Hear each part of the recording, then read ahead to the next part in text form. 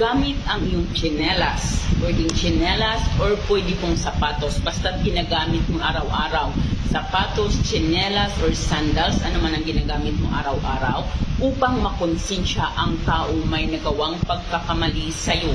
Hindi siya patatahimikin sa kanyang naging kasalanan. Lagi niyang maiisip yung pagkakamaling nagawa niya sa iyo. Ang gagawin mo lamang sa kabila or sa left na sapatos, sa kaliwang sapatos, ilagay mo ang kanyang pangalan, Tapos, sa kanang sapatos naman, or tsinelas, sa kanan ay ilagay mo ang kanyang apelyido, okay? Sa kaliwang sapatos, pangalan, at sa kanan namang sapatos or tsinelas ay ang kanyang apelyido. Gamitin mo ito araw-araw, yung araw-araw mong ginamit, at ang taong ito, lalong-lalo na talagang kapag matindi ang kasalanan niya sa iyo, ay hindi siya matatahimik.